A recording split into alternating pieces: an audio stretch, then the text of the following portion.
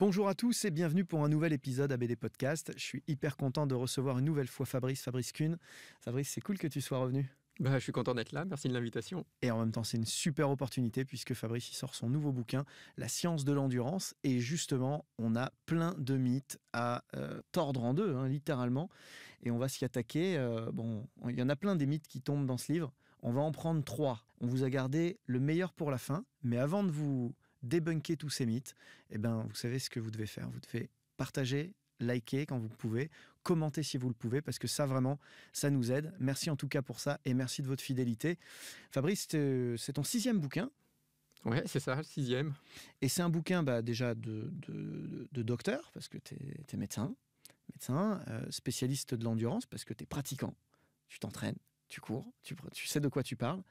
Et depuis que je te connais, effectivement, tu partages sur tout un tas de thèmes et tu es plongé évidemment dans la science.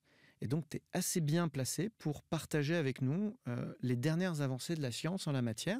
Et alors, c'est un constat qu'on partageait hors antenne qui est assez intéressant, c'est que finalement, la science, elle progresse énormément. Il y a beaucoup de gens qui courent. Donc, la science, elle s'intéresse énormément à la course à pied, plus qu'à presque n'importe quel autre sport. Et pour autant, on a un certain nombre de pratiques qui perdurent, que ce soit dans le monde du running, dans le monde de la prépa sportive, de la prépa physique, du fitness, dans tous les univers où on peut courir plus ou moins, on se rend compte que finalement, les gens ne s'emparent pas des dernières avancées scientifiques. D'ailleurs, le premier titre du livre, c'était quoi Alors, initialement, c'était « Endurance, la science progresse, pourquoi pas vous ?» En fait, effectivement, tu te rends compte que beaucoup de sportifs ne fonctionnent qu'avec des on-dit ou des choses qu'ils ont lues à droite à gauche, mais sans approfondir, et parfois avec des erreurs, parfois avec des choses un petit peu en retard. Et en fait, moi, j'essaye de leur permettre de progresser. Et en fait, c'est toujours la même façon dont je fonctionne, c'est-à-dire que je lis, je teste et je partage.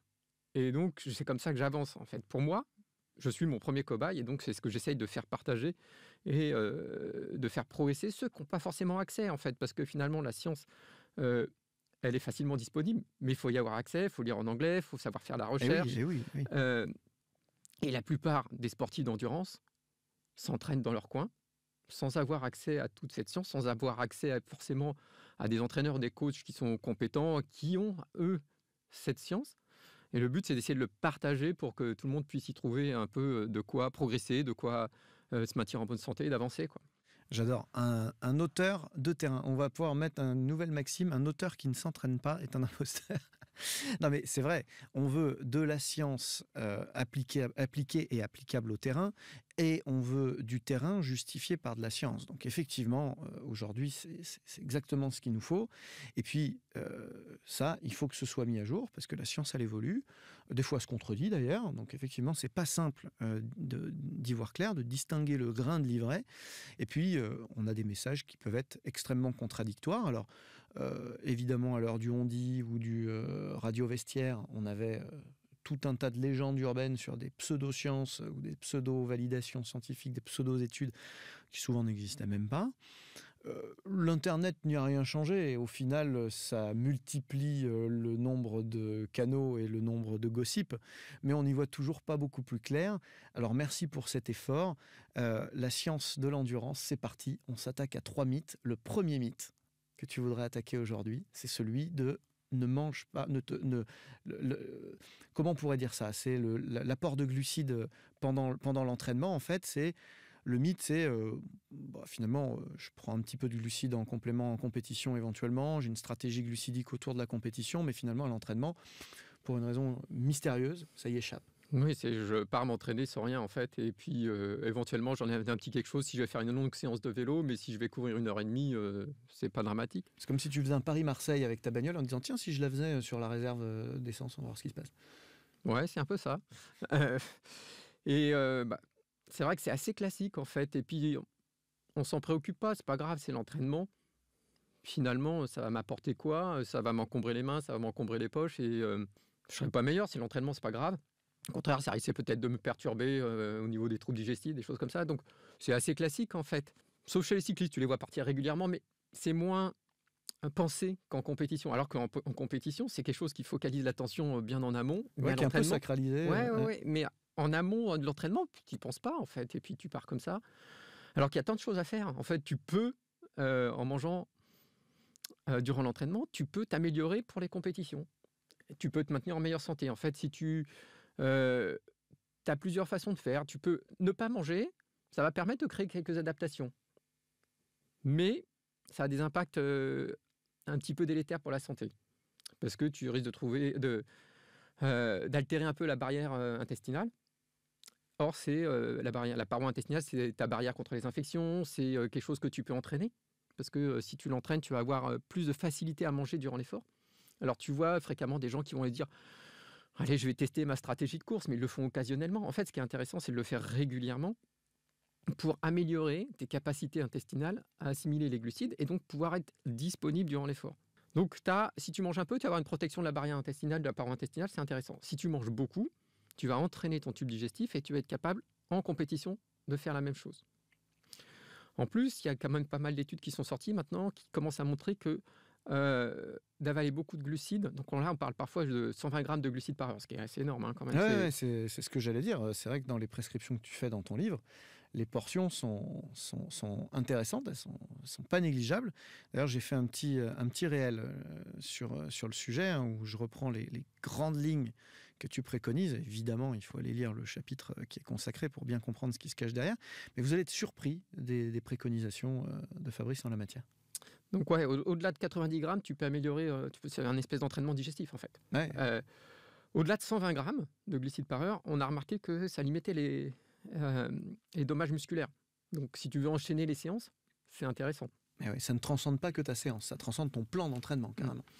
Et dans le livre, donc j'ai le témoignage d'athlètes, et j'en ai certains qui me disent qu'avec 120 grammes de glucides par heure, ils se sentent mais vraiment mieux sur le fractionné. Donc ils sont capables de faire des plus belles séances, ce qui est intéressant. Et c'est vrai que quand tu discutes avec eux, en fait, tu te rends compte, par exemple, sur les championnats du monde d'Ironman qui étaient à Nice cette année, parmi le top 10, il y en a 4 qui étaient à plus de 130 grammes par heure.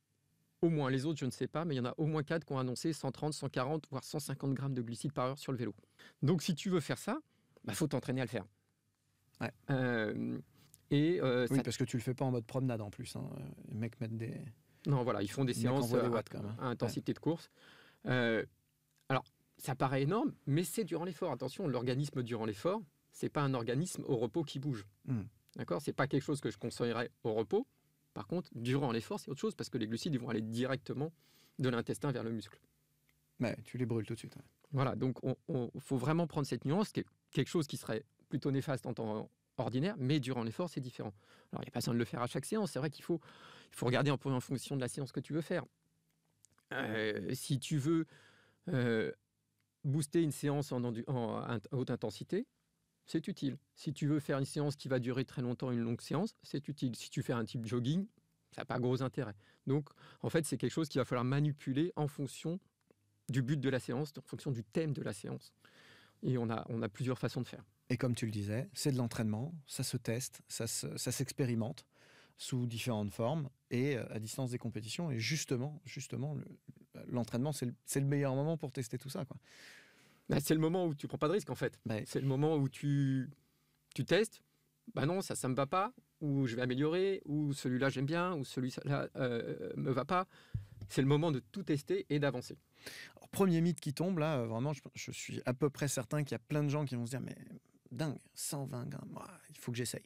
Bon, testez ça. Dites-nous en commentaire comment ça s'est passé et comment vous le vivez. Ça nous intéresse. On y répondra avec grand plaisir. Deuxième mythe important, celui de les coureurs finalement ne peuvent pas faire de musculation ou ne devraient pas faire de musculation. Énorme mythe qui perdure. Je sais que tu as consacré une bonne partie du bouquin à donner ton avis là-dessus. Oui, on a 4 chapitres dessus. En fait, chaque chapitre est articulé de façon à faire son cheminement et on essaye de comprendre, d'une part, pourquoi c'est utile. Donc c'est utile parce que ça va améliorer les performances, parce que ça permet d'être plus efficace dans la gestuelle, d'avoir une meilleure fluidité, d'avoir une meilleure puissance, donc d'être plus économe Donc l'économie, c'est un autre chapitre du livre, mais c'est très important d'être plus économe dans l'effort parce que on peut avoir une super VO2 max, mais si on n'est pas économe dans l'effort, on n'arrivera pas à transcrire ça dans le mouvement. Et finalement, c'est ça qui est important. Donc l'économie d'effort, c'est quelque chose qui est délaissé, mais qui est important et qui est très sensible à l'entraînement en musculation. Deuxième chose, c'est que ça limite le risque de blessure. Pourquoi ? Parce que le geste est plus fluide, plus équilibré, mieux coordonné. Et qu'en plus, des muscles forts font moins de courbatures. Et ça permet d'éviter de marcher comme un crabe après un marathon et de descendre les marches à reculons. Donc ça, moi, je l'ai testé sur moi. C'est vrai que maintenant, j'ai très peu de courbatures après les compétitions depuis que je fais de la musculation. Ah, ça, c'est un témoignage intéressant parce que c'est vrai qu'il y a des gens qui nous écoutent qui sont coachs ou qui sont athlètes très haut niveau, et puis il y en a d'autres qui s'entraînent plus modestement et qui se disent, bon, finalement, moi, j'ai 3 séances de course par semaine, c'est peut-être pas la peine que je me renforce.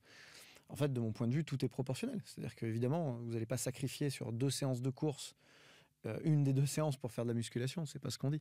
Par contre, faire un petit circuit de renforcement complémentaire à hauteur du volume que vous subissez en course à pied, ça paraît assez simple, effectivement. Activer la chaîne postérieure sur un peu de gainage, faire quelques renforcements en fente pour dynamiser les quadriceps, les appuis, ça paraît pas insurmontable et ça va vous aider. Oui, et tu peux faire un circuit de 15-20 minutes, une fois ou 2 par semaine. Ça prend pas énormément de temps. 15 minutes, tu peux le faire un soir où tu t'entraînes pas. C'est ça. Et ça t'apporte un bénéfice qui est certain.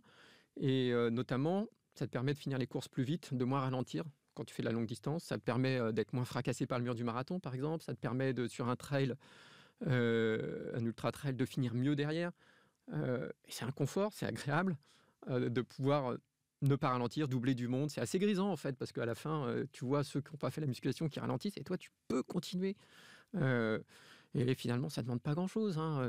Il y a même des séances que je prescris en fin de programme d'entraînement qui durent 4 minutes. Tu fais 2 fois 4 minutes dans la semaine. C'est pas chronophage, et ça te permet vraiment d'avoir un gain de confort et de performance. C'est toujours agréable. Ah ouais, je ne suis pas surpris du tout. On parle aussi beaucoup de contraintes mécaniques sur le plus haut niveau, là. Et on se dit qu'effectivement, ce qu'on peut économiser par de l'entraînement intelligent, complémentaire en musculation, c'est aussi important parce qu'effectivement, mec, ils s'en font des bornes quand même. En fait, quand tu es sportif, amateur, comme nous, comme moi, où finalement tu essayes de conjuguer vie familiale, entraînement, vie professionnelle, enfin, tu peux pas faire comme un sportif pro, tu peux pas t'entraîner autant d'heures, donc Non. il faut que tu sois efficace sur les séances que tu fais. Ouais. Donc ça, c'est 15 minutes efficaces qui permettent de te progresser et qui limitent les contraintes. Le truc, c'est que nous, on a la fatigue du professionnel, de la fatigue familiale, que les sportifs professionnels n'ont pas. Ils n'ont pas les mêmes contraintes qu'on a. Donc c'est quelque chose qui permet de limiter le risque aussi de surutilisation chez tes sportifs qui ont une vie bien chargée. Ouais, non, ça paraît hyper cohérent. Donc là, on vient de tordre un deuxième mythe. Quel que soit votre niveau d'entraînement, attaquez-vous à ce problème de la musculation. Peut-être vous n'aimez pas ça, peut-être vous n'avez pas envie de faire ça, mais finalement, c'est presque de l'hygiène d'entraînement. Il faut voir ça comme se brosser les dents. C'est un petit rituel à faire.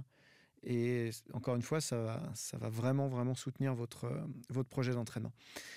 Troisième et dernier mythe, pour aujourd'hui en tout cas, hyper important aussi, c'est le foncier pour le foncier. Il y a quand même cette espèce de mythe qui perdure où pour faire du long, il faudrait faire du long, quoi. Alors, en fait, idéalement, il faut faire du long, mais pas que. En fait, on a besoin de ce qu'on appelle travailler à la fois à basse intensité et à haute intensité. Ce qu'on voit souvent, c'est des gens qui vont faire de la basse intensité un petit peu trop haute, et du coup qui créent un peu de fatigue, et qui ne vont pas pouvoir faire la haute intensité. En fait, ce qu'il faut pour progresser, c'est les deux. Les deux apportent des solutions, sont des stress pour l'organisme différents. Or, ce sont ces stress qui nous font progresser. Et donc, finalement, il faut qu'on ait un mélange de tous ces stress pour progresser sur tous les tableaux. Oui, parce qu'on voit l'inverse aussi, hein. Excuse-moi de te couper, mais on voit ces gens qui font de la basse intensité un peu trop haute, un peu trop intense. Admettons que voilà, il fallait être à 50% du VO2 max et qu'en fait, plutôt à 65. Donc c'est toujours pas hyper vite, mais c'est trop intense. Et puis de l'autre côté, par rapport au plan. Et de l'autre côté, quand on y va franchement, quand on fait de l'aérobie pleine balle, voire de l'anaérobie même, du 110% de VO2 max, et ben là, on est un petit peu en dessous, on en garde un petit peu sous le pied, parce qu'on se dit que ça va être trop dur, parce qu'on se dit que demain, il faut récupérer, parce qu'on a mal maîtrisé son intensité, pour plein de raisons. Et du coup, on est toujours un petit peu rapprochés, les deux intensités se rapprochent d'un seul coup. Si on a une à 65 et puis l'autre à 75 ou 80, finalement, on ne fait jamais vraiment de la très haute intensité, jamais vraiment de la très basse non plus. Oui, c'est ce qu'on appelle le trou noir de l'entraînement. C'est Stephen Seller, un chercheur texan qui travaille en Norvège, qui parle du trou noir de l'entraînement. Le spécialiste mondial de la polarisation. Voilà. Et qui dit, effectivement, ça, c'est qu'on devrait être en endurance, et comme on trouve que c'est trop facile, on se dit qu'on va aller plus vite parce que ça va nous permettre de progresser plus, ce qui est une erreur. Donc, finalement, on tend vers cette intensité intermédiaire. Comme on a créé de la fatigue excessive avec cette intensité intermédiaire, la séance de fractionné qui est censée être le lendemain et qui est censée être vraiment à haute intensité, on ne va pas réussir à tenir la bonne intensité. Donc, on va être en deçà et on va se retrouver encore dans cette zone intermédiaire qui est appelée le trou noir de l'entraînement. Et du coup, la polarisation, c'est plutôt de dire je fais mes vraies séances en endurance, vraiment en endurance. Donc là, c'est plutôt en dessous de 80-85% de la VO2 max ou de la FC max, parce que lui, il utilise plutôt la FC max. Et je fais les séances à haute intensité vraiment dessus. Donc, je sors de cette zone 2 intermédiaire et je vais en zone 3, parce qu'il calcule en 3 zones d'intensité. Et donc là, c'est au-dessus de 90%. Et lui, il reste en 3 intensités d'effort. 1, 2, 3. Et 2, c'est l'équivalent du seuil, en fait. 1, c'est l'endurance. 2, c'est le seuil. Et 3, c'est la haute intensité qui est au-dessus de 90%. Et donc, lui, privilégie ce travail entre ces 2 intensités, 2 pôles, du polarisation d'entraînement, un pôle endurance, un pôle haute intensité. Et c'est ce qui permet de faire le bon mélange sans créer de fatigue excessive et en profitant au maximum des adaptations. Ah, hyper intéressant. Retenez ce mot-là, la polarisation.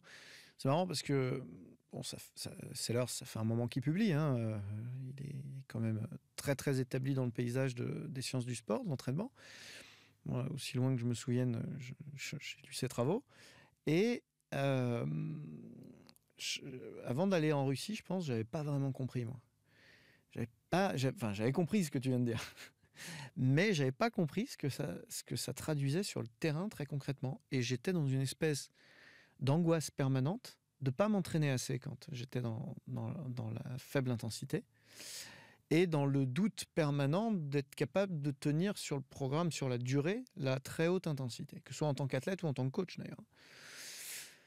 Et du coup, tout tend vers le trou noir. Et en fait, en revenant de Russie, j'ai observé énormément ce qui se faisait dans le haut niveau et à l'INSEP, et je me suis rendu compte que presque tout le monde est attiré, happé par le trou noir. C'est facile. C'est spectaculaire.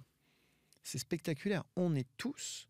Alors que je pense que si on faisait un tour de table, prenons l'INSEP, un tour de table à l'INSEP, on a tous les entraîneurs, est-ce que vous êtes tous d'accord qu'il faut polariser ? Ah, il faut polariser. Quand on fait du 100%, 100%. Ah ouais. Et puis quand on lâche la bride aux athlètes, vraiment, on est sur la première intensité, la première zone. Ah ouais. Parce que naturellement, c'est trop facile et tu ne penses pas que tu vas progresser parce que c'est trop facile. Or, c'est un stress différent. C'est un stress différent, c'est ça. Ouais, il est moins désagréable. Et moins dur. D'un certain point de vue d'ailleurs, parce que d'un autre côté, il est un peu plus long, un peu plus ennuyeux pour certains athlètes, effectivement. Je pense que c'est une question aussi de goût personnel. Hein. Il y en a qui préfèrent faire de l'endurance, il y en a qui préfèrent faire de la haute intensité. Je pense qu'il y a une question de goût personnel. Moi, je me sens bien en endurance. J'ai un ami avec qui j'ai couru ce matin, lui qui aime les séances à haute intensité. Il s'est bien fait chier ce matin. Non, parce qu'il était moins en forme que moi, donc on était bien, puis ça nous permet de papoter, de discuter, et le sport c'est aussi du partage. Ouais, c'est ça. Surtout l'endurance.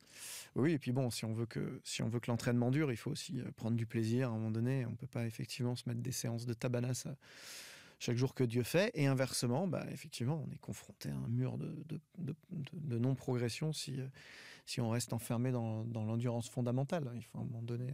Oui, et puis si tu fais trop de séances à haute intensité, tu as vraiment des problèmes de récupération, tu crées des dégâts, notamment, j'ai vu sur les mitochondries que tu dégrades un peu tes mitochondries, donc faire que de la haute intensité, c'est aussi délétère. Il faut vraiment juste le milieu. Mais quand tu regardes finalement, si tu prends les meilleurs marathoniens, ils font beaucoup de séances très lentes, à des vitesses qui nous sembleraient, nous, faciles, alors que eux vont très vite naturellement. Donc ils savent, eux, naturellement réguler cette intensité et courir très lentement, très tranquillement, ce qui nous paraîtrait à nous ridicule. Après, ils ont aussi beaucoup de temps d'entraînement, donc ça fait un petit peu des choses différentes. Ça permet ça aussi. Il ne faut pas non plus aller trop lentement, parce que si tu cours trop lentement, tu dégrades ta foulée. Il faut que tu aies une foulée qui ressemble à ta foulée de compétition. Mon exemple de tout à l'heure est complètement inapplicable à de la course à pied, parce qu'effectivement, tu te retrouves à 50%. C'est trop lent, mais bon, la limite... Tu traînes les savates, quoi. La limite est à 80%, 85%, donc tu peux aller à une vitesse qui ressemble à une foulée de course. Mais effectivement, il ne faut pas non plus aller trop lentement, parce que c'est trop dégradé. Ce qui est un peu moins vrai sur le vélo ou sur d'autres sports. Ouais, quand on vire dans la prépa physique, on peut jouer encore plus largement sur le spectre de polarisation. Non, hyper intéressant. On a plié 3 mythes là, en 20 minutes. Hein. On va les reprendre ensemble. D'abord, effectivement, vous pouvez vous alimenter pendant l'entraînement. Vous devriez le tester d'ailleurs pour vous entraîner. Pour entraîner votre système digestif lors de l'entraînement et transcender vos séances grâce aux glucides. Deuxièmement, vous devriez vous renforcer et faire de la musculation pour optimiser vos séquences d'entraînement en course à pied. Et puis enfin, polariser votre entraînement, c'est clairement la clé des champs pour une progression harmonieuse et continue, et une pratique soutenue tout au long de la vie. Quel que soit votre niveau, c'est hyper intéressant. Si on veut en savoir plus sur ton univers, il y a déjà tes livres. Hein. Tu es quand même la personne la plus prolifique que je connaisse sur ces dernières années. 6 bouquins, j'ai même pas le temps de sortir les podcasts que tu sors un nouveau bouquin. Le dernier s'appelle donc La science de l'endurance. Il est remarquable, vraiment hyper simple d'accès, très clair, très documenté, très précis, très agréable à lire. Il y a toute une série de bouquins qui est très intéressante aussi. Et puis, évidemment, tu seras actif sur le YouTube et sur les différents réseaux. Tu regarderas un petit peu les questions que vont nous poser les gens, j'espère. Je vais regarder, oui. Tu viendras discuter avec nous. Ce sera en tout cas un grand plaisir. En tout cas, tu reviens quand tu veux dans l'épisode. Vous, merci pour votre fidélité. On est toujours content de passer ce temps-là avec vous, que ce soit justement dans la voiture, mais plus probablement en courant. J'espère que vous êtes en train de faire votre sport en nous écoutant. En tout cas, quand vous avez fini votre séance, j'espère que vous enregistrerez cet épisode, et puis que s'il y a un runner dans votre cercle d'amis à qui pourrait profiter cet épisode, j'espère que vous lui enverrez et que vous le partagerez. Et en tout cas, venez témoigner de ces 3 mythes mis à l'épreuve du terrain chez vous en commentaire de l'épisode. Merci beaucoup pour votre fidélité et à très bientôt pour un nouvel épisode ABD Podcast.